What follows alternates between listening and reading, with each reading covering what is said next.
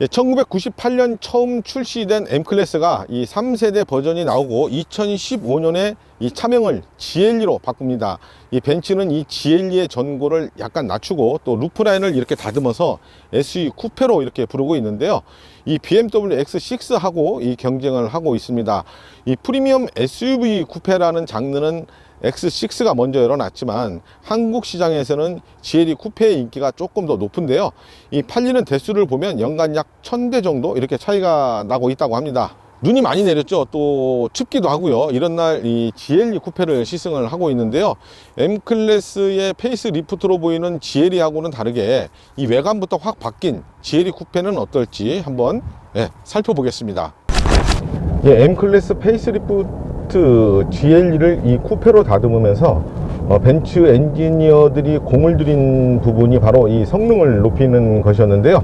먼저 이 가속력부터 한번 살펴보겠습니다.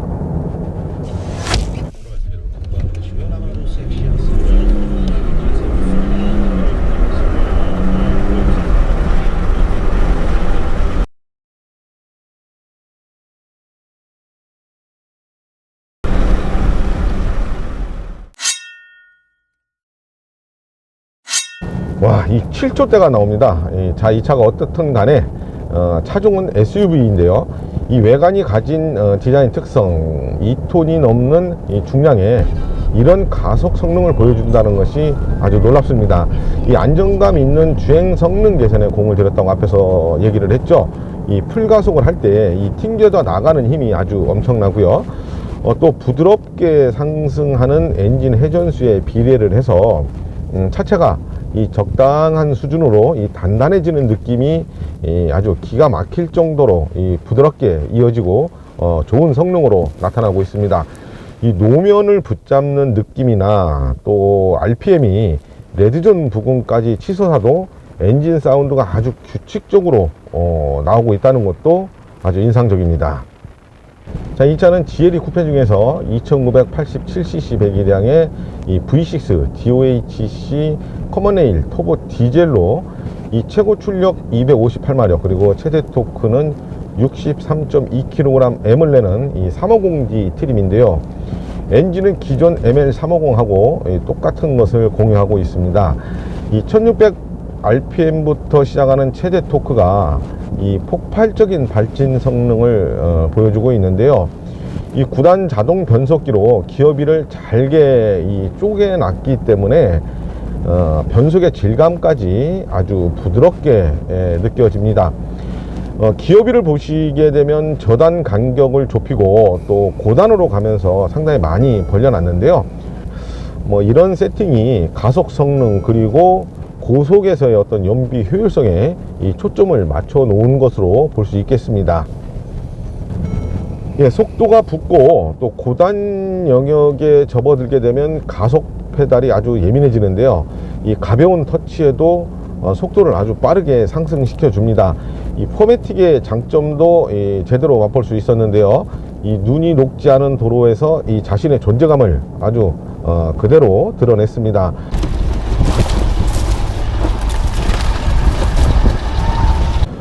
벤츠 포매틱은 전후륜 구동력이 50대 50으로 이 상시 분배되는 사륜 구동 시스템인데요.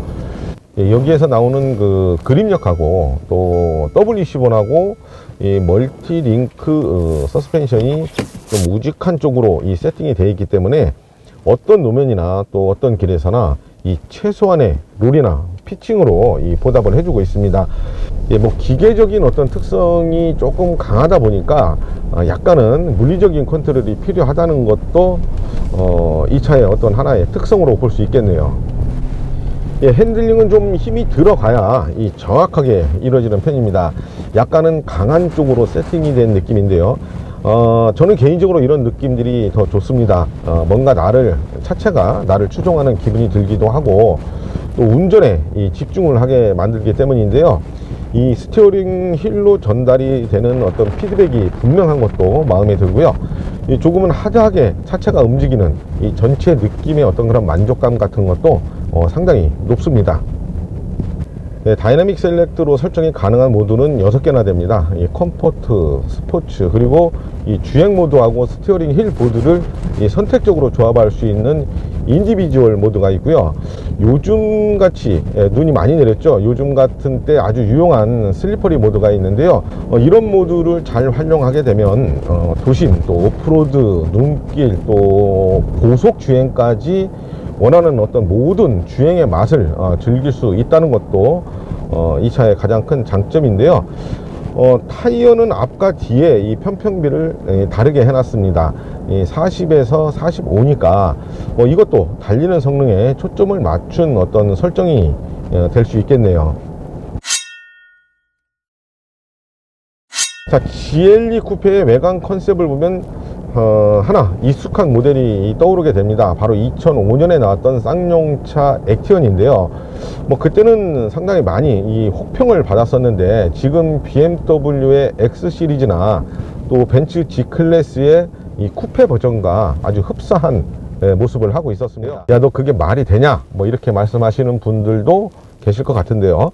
이 B필러부터 트렁크 엔드로 급격한 경사를 이루면서 떨어지는 이 루프 라인은 액티언이나 지금 GL이나 그리고 BMW의 어떤 X 시리즈나 다 모두 이 비슷비슷한 것 같습니다. 누가 뭐라고 하든가 말든가 하여튼 제 눈에는 기본 어떤 그런 디자인의 구성으로 봤을 때 크게 다르지 않아 보이는 것 같습니다. 자, 하지만 내용물까지 같을 수는 없겠죠. GLE 쿠페는 이 프론트 그릴에서 세 꼭지 별 엠블럼 하나로 1억이 넘는 가치의 만족도를 충분히 주고 있습니다. 이 LED로 조합된 램프류의 어떤 그런 고급스러운 분위기, 그리고 여러가지 기능들, 또 벨트 라인을 높여서 뭔가 좀 거만해 보이기도 하지만 아주 심플하게 디자인된 측면, 이런 비례감 같은 것들은 사실 비교를 한다는 게 좀 무리일 것 같다는 생각이 들기도 하는데요.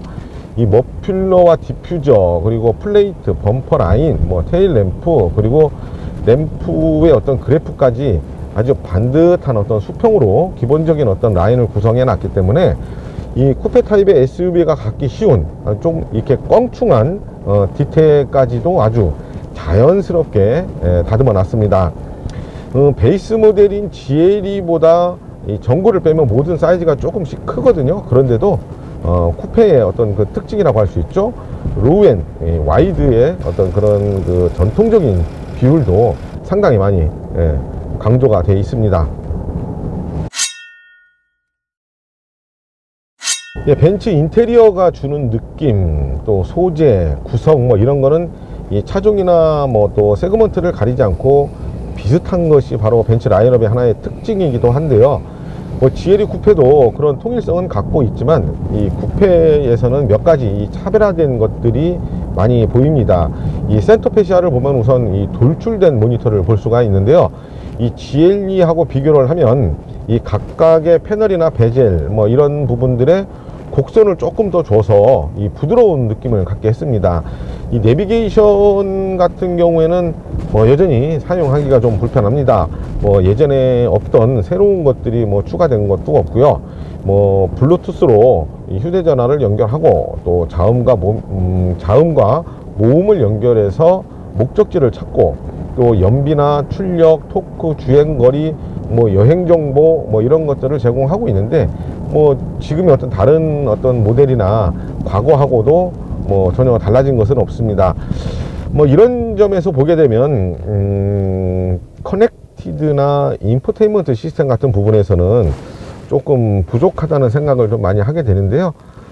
국산차 같은 경우에 소렌토나 산타페, 베라크루즈 이런 모델들을 보게 되면 상당히 이런 커넥티드라든가 인포테인먼트 부분에서 상당히 좋은 장비들을 많이 갖추고 있거든요. 그런 면에서 보면 GLE, 벤츠의 어떤 지금 상위 세그먼트 새로 나온 E클래스나 S클래스 같은 것들은 차고 넘치지만 적어도 이 GLE 쿠페에서는 그런 부분에서는 조금 부족한 거 아닌가 생각이 들 정도로 좀 아주 기본적인 어떤 그런 것들만 갖춰 놓고 있습니다.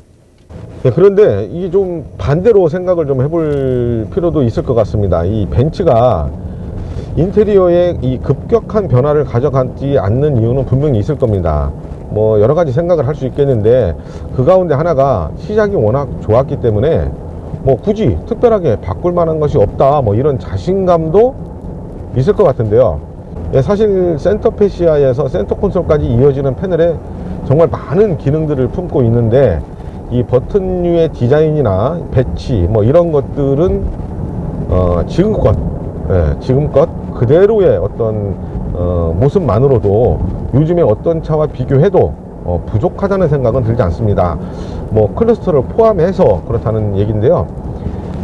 특히 이 3스포크의 D컷 AMG 스티어링 힐을 또 해놨고, 또 여기에 스티어링 칼럼을 쓰기 때문에 전체적으로 상당히 깔끔하고 잘 정돈된 어떤 그런 느낌들을 주고 있습니다.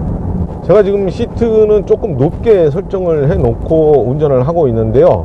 그러다 보니까 뭐 아주 시야가 상당히 좋습니다. 좋습니다. 좋다는 얘기입니다. 그리고 개방감도 아주 뛰어난데요.